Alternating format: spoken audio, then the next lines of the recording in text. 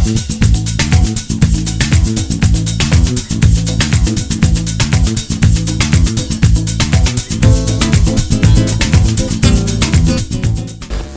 estudiaremos un tema que puede resultar engañoso para los hablantes nativos del español, el plural en portugués.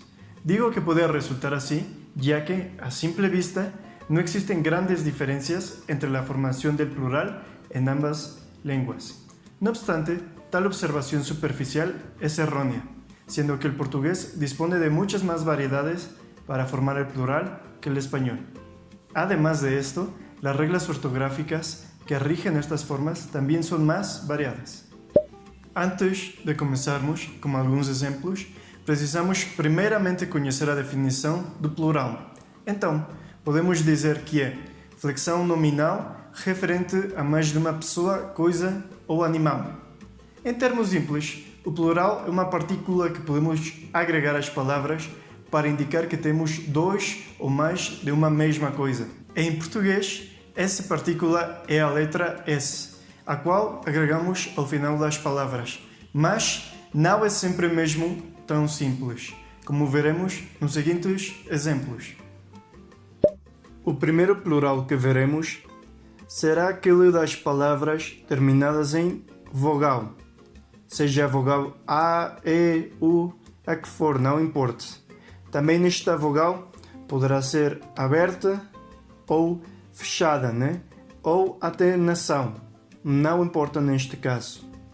Agora, como já dissemos, nestes casos o único que faremos é agregar um S ao final da palavra. Por exemplo, aqui temos mouro, mouros, paletó, paletós, boa, boas e assim por diante. Para o segundo plural que veremos, temos uma dica, digamos, um conselho muito fácil de usar para saber quando devemos utilizar a terminação ONS e a terminação ANS, não é? Isto dependerá de uma comparação que faremos com uma palavra em espanhol. Por exemplo, em espanhol temos a palavra estación, estaciones.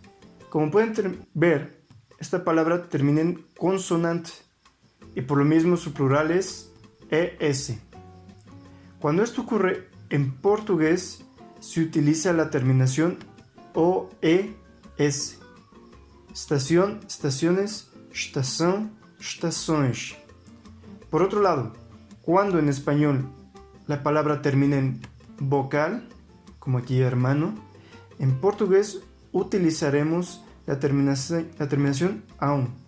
Hermano, hermanos, irmão, irmãos. También, tenga en mente que esto no es una regla, no necesariamente el plural se dependerá o se determinará a partir de una palabra equivalente en español, sino que es, digamos, un truco que pueden usar en las palabras que tengan duda cómo se pluralizan quando terminem em AUN. O terceiro plural é para as palavras terminadas na consoante L. Não é? Então, nestes casos, o único que fazemos é agregar-lhe a palavra a terminação IS, não é? Mas também devemos respeitar a última vogal antes do L. Por exemplo, aqui temos especial, especiais. Então, observem que este A fica igual, não muda. O único que fazemos é agregar o IS. Mesmo caso aqui, álcool, álcois, não é? Não muda, igual. Mas aqui temos um probleminha ortográfico, porque esta última vogal deve ser acentuada. Aluguel, aluguéis. Mesmo caso com o acento. E aqui, espacial, espaciais e assim por diante. O quarto plural é das palavras terminadas em il. Não é? Este plural tem duas formas. Aquela terminada em is e a outra terminada em eis. Estas duas formas não seguem mesmo uma regra estabelecida clara. Depende de cada palavra e pelo mesmo deverão decorar o plural dessas palavras, mas é mais fácil do que soa, não é? Vejamos alguns exemplos. Aqui temos barril e o plural é barris, não é? Aqui temos útil e o plural é úteis. Imbecil, imbecis. Fóssil, fósseis. Então, podemos ver os dois casos nestes exemplos. O quinto plural também é muito fácil. É para aquelas palavras que terminam em "-me", não é? Então, nestes casos, essas palavras de "-me" passam para "-s", como aqui: imagem, imagens, lobisomem, lobisomens, não é? E a vogal que precede o "m" pode variar, não tem de ser "e" necessariamente. Pode ser como nestes casos: bom, bons, garçom, garçons. O sexto plural é para as palavras terminadas em "-r". Este, como no espanhol, só consiste em agregar ao final da palavra o "es". Por exemplo, aqui temos dor, dores, maior, maiores, pior, piores, mulher, mulheres e assim por diante. É facílimo. O sétimo plural é o mais complexo, pois dependerá de se a palavra é paroxítona, proparoxítona ou só oxítona, não é? E é para as palavras terminadas em "s". Entonces, las palabras oxítonas son en español agudas, paroxítonas esdrújulas e proparoxítonas sobre esdrújulas. Sigamos então.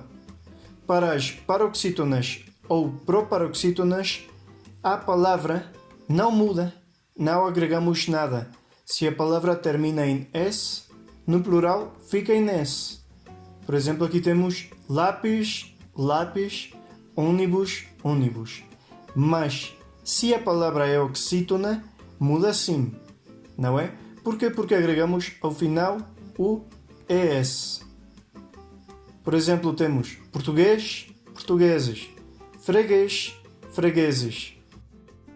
Por último, vejamos o plural para as palavras terminadas em "z".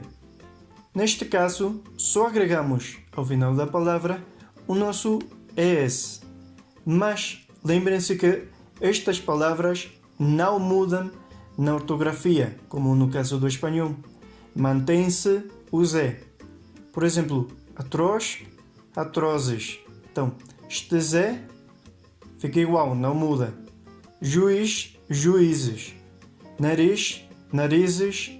Arroz, arrozes. Então, o mais importante para lembrar é que o "z" não muda, não é? Como no espanhol. Como pudieron ver a partir de los ejemplos, no es posible simplemente transferir las reglas de la formación del plural en español al portugués, visto que son, en general, diferentes, pero comparten la similitud de la S final. Fue por esto que dije que el plural puede resultar engañoso para los hablantes nativos del español. Como nota final, recuerden que lo mismo aplica para la ortografía del plural una vez que su conocimiento ortográfico en español no es transferible al portugués.